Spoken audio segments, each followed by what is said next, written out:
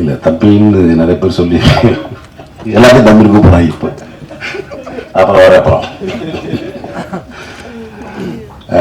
ஏன்னா நான் வந்து உங்களுக்கு தெரியும் நடிகரானது நான் மகானில் தான் ஃபஸ்ட்டு. ஸோ என் வாழ்க்கை என்னுடைய வாழ்க்கை தரம் ஒரு நடிகனா ஒரு புகழ்பெற்ற ஒரு நடிகனா வர்றதுக்கும் அதன் மூலமாக பொருளாதாரம் உயர்ந்து என்னுடைய கஷ்டங்கள் அனைத்தையும் தீர்த்தது வந்து என்னுடைய அன்பு தம்பி சுசி தான். ஆனால் அதுக்கு முன்னாடி தெரியும் சுசிக்கு தெரியும் நான் எவ்வளோ கஷ்டப்படுறேன் அப்படின்னு தெரியும். பொருளாதார ரீதியாகவும் சரி, அதே மாதிரி ஒர்க் விஷயமாக ரொம்ப ஸ்ட்ரகிள் இருந்த காலகட்டம். டக்குன்னு ஒரே படத்தில் மாற்றி விட்டாங்க லைஃப்பை.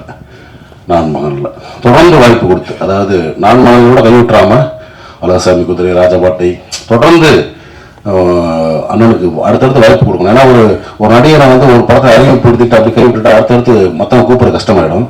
ஸோ ஏன்னா அது வந்து நீங்கள் பாலச்சந்திரன் சார்ட்ட பார்க்கலாம். ஒரு நடிகை அறிமுகப்படுத்தா தொடர்ந்து வாய்ப்பு கொடுத்து மக்கள்கிட்ட வந்து அந்த ஃபேஸை ரெஜிஸ்ட் பண்ணிட்டே இருப்பார்.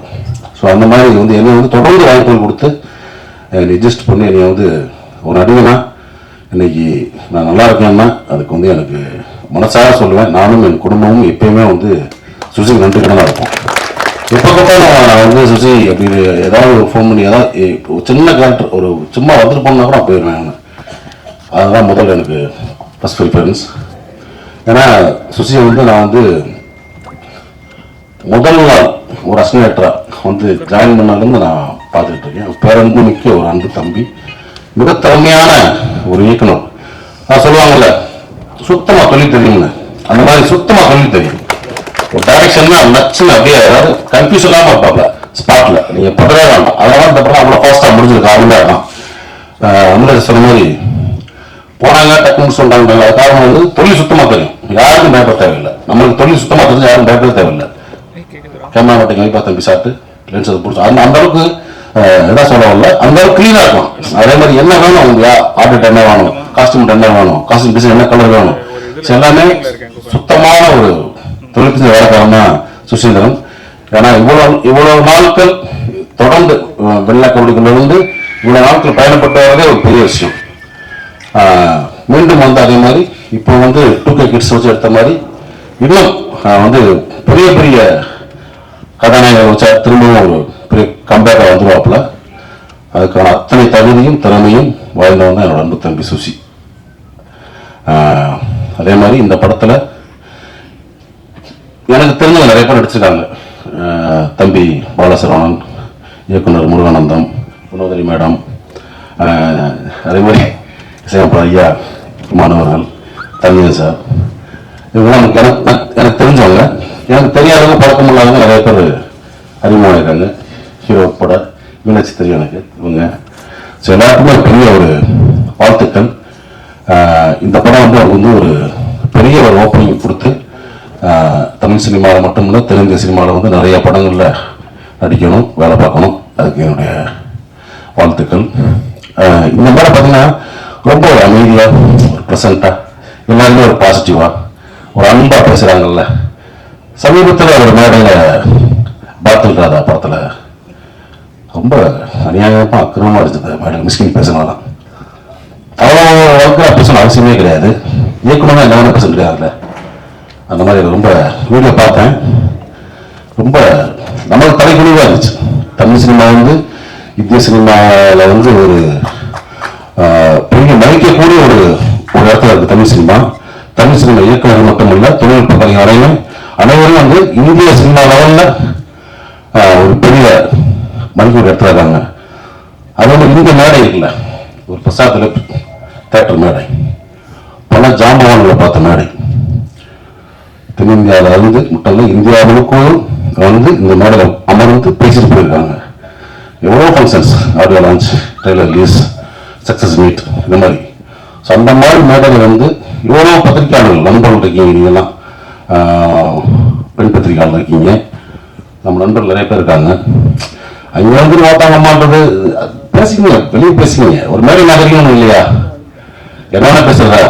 அவ்வளோ புக்கு படிச்சிருக்கீங்க, அவ்வளோ படங்களை பார்த்துக்கோ, உலக படங்களை பார்த்துக்கன்னு சொல்கிறீங்க. அவ்வளோ உலகம் போல அந்த புக்ஸை படிச்சுக்கிட்டுறீங்க. அப்படின்னா எழுதிருக்கோம். உங்களுக்கு குறைந்தபட்சம் நாளைக்கு வேணுமா? ஆச்சா? உங்களுக்கு பெண் குழந்தை இருக்கு, எல்லாத்துக்கும் பெண்கள், எனக்கு பெண் குழந்தை இருக்கு, எல்லாத்துக்கும் இருக்காங்க. ஸோ மேடை நாகரிகம்ன்றது ரொம்ப முக்கியம்.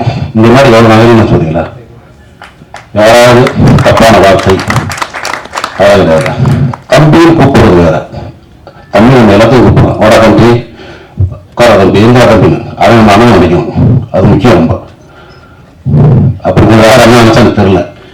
எல்லாத்தையும் சங்க மணி வராரு உட்கார்ன்றாரு. இன்னைக்கு பேச நினைக்கல, தொடர்ந்து பல நேரங்களை பார்த்துட்டு வரேன் நான் மிஸ்கின் பேச்சுக்களை. சமீபத்தில் அவன் போனா அவனுக்கு வந்து 25th இது இயர் கொண்டாட்டம். அங்கே பார்த்தா அவர் நம்ம பெரிய குடியார மாதிரியும் படத்துக்கு வந்தான் பாலா, அவன் தான் பாலான்றது. இவன் இளையராஜர் ஒன்று, அவனே இளையராஜன்றது. யாரா நீ அவ்வளோ தப்பாட்டா தமிழ் சினிமாவை ஒன்றும் புரியல. ஒரு போலி அறிவாளி அப்படிதான் சொல்லணும். அதாவது அன்னைக்கு மேல போனோம்னா மிக திறமையான அற்புதமான நம்ம மண் சார்ந்த கதைகளை மட்டும் எடுத்து படம் பண்ற இயக்குநர்கள், அமீரன் ஆகட்டும், வெற்றிமன் சார் ஆகட்டும், ரதி சார் ஆகட்டும், படகிட்ட வந்து பர்கர் யாதவை உட்கார சுமாரி உலக சினிமா வந்து காப்பி அடிச்சு படம் பண்ணி ஜெயிச்ச ஒரு போலி அறிவாளி மிஸ்கின். இதுக்கு இந்த மாதிரி ரொம்ப அநாகரியமா ஒரு மேடையில வந்து ஒரு ஆணவத்தெல்லாம் சொல்லி பேசி ரொம்ப மனசு கஷ்டமா இருந்துச்சு. ஏன்னா தமிழ் சினிமா இயக்குநர்கள் நான் வந்து பெரிதும் மதிக்கக்கூடிய ஒரு கலைஞர். நான் எப்பயுமே ஒரு ஷூட்டிங் ஸ்பாட்டுக்கு போனாலும் சரி, இயக்குநர் எதுவும் சொல்றாரு நான் வந்து அப்படியே கேட்டு அடிப்பேன். ஒரு பிளாங்க் பேப்பர் மாதிரி போவேன், ஒரு களிமண் மாதிரி போவேன். என்னை எப்படி வேணா வடிக்கலாம், எப்படி வேணா எழுதலாம், எதுவுமே நான் பண்ண மாட்டேன். என்னோட ஒப்பு உங்களுக்கு தெரியும். அதே மாதிரி ப்ரொடக்ஷன் சரி சரி மற்ற விஷயம் நம்ம டார்ச்சர்லாம் பண்ணக்கூடிய ஆட்சி கிடையாது. ஏன்னா நான் கீழேன்னு வந்திருக்கோம், ரொம்ப கஷ்டப்பட்டு ஒரு இடத்துக்கு வந்திருக்கோம். தமிழ் சினிமாவையும் தமிழ் சினிமா இயக்குநர்களையும் விருது மதிக்கக்கூடிய ஒருத்தன் தான். ஆனால் அந்த மேடை எனக்கு வந்து ரொம்ப அருவருப்பாக இருந்துச்சு. ஸோ மிஸ்கின் அவர்களே, நீங்கள் தம்பியாக இருக்கலாம், அண்ணன் இருக்கலாம், இல்லை என் ஒத்த வயதாக இருக்கலாம், சினிமா சொல்லுவாங்கல்ல, உங்கள் அம்மா எங்கள் அம்மா இல்லை சினிமாடான்னு, சினிமா அது. நீங்கள் வந்து இன்னும் ஒரு ட்ரெண்ட் செட்டர் ஃபிலிம் பண்ணிதான் நீங்கள் வந்து ஜெயிக்கலை. குத்தாட்ட பாடல்கள், சாதாரண கதையில் எடுத்தாலும் ஜெயிச்சிருக்கீங்க நீங்கள். சுசீந்திரன் மாதிரி ஒரு மண் சார்ந்த வெளிநாட்டு எடுத்தோம், அமீரன் மாதிரி ஒரு பருத்திவரன் எடுத்தோம், ரதி சார் மாதிரி ஒரு மெட்ராஸ் படம் எடுத்தோம், பாலான மாதிரி சிவன் படம் எடுத்தோம், வாலாசித்தர் மாதிரி ஒரு காதல் படம் எடுத்தோம், ஒரு கனவு மாதிரி தோண்டி எடுத்து நீ படம் பண்ணல. வெளிநாட்டு படங்களுடைய முகத்தில் அவருடைய ஷார்ட்ஸை காப்பி பண்ணி, சீல்ஸை காப்பி பண்ணி ஜெயிச்ச ஆள். ஸோ இது வந்து ஒரு போலி புத்திசாலி, அதை நான் வச்சுக்கிட்டு இன்னும் பல முறை நீங்கள் பேசலாம், கொஞ்சம் ஆரோக்கியமாக பேசுங்க. ஏன்னா நீங்கள் உட்காந்துருக்க மேடைகளில் பெரும் கலைஞர்கள் உட்காந்துருப்பாங்க.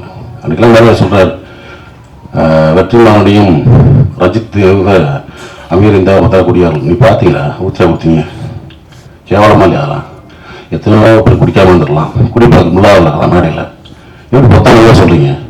ஏற்கனவே சினிமாக்காக கிளிதான் இருக்குது, பார்க்குற பார்வை வேறு மாதிரி இருக்குது. நம்மளை தாழ்த்தி நம்ம வெளியே அசிங்கப்படுவான்னு நினைக்கிறேன். இது வந்து என்னுடைய மனக்குமுறல். ஏன்னா முக்கியம் சொல்கிறேன், தமிழ் சினிமா இயக்குநர்களை பெரிதும் மதிக்கக்கூடிய வணங்கக்கூடிய ஒருத்தன் நான். ஸோ அந்த மாதிரி இப்போ இருக்க இயக்குநர்கள் இந்த மாதிரி சும்மா போக்குவரத்து அம்மா இதுன்னு பேசுறது வந்து அனுமதிக்கூடாதுன்னு நினைக்கிறேன். ஸோ அதை நான் வந்து இப்போ பதிவு நினச்சேன். அதுக்கு வந்து என்னுடைய கண்டனங்களை கண்டிப்பாக தெரிவிச்சுக்கிறேன். ஓகே,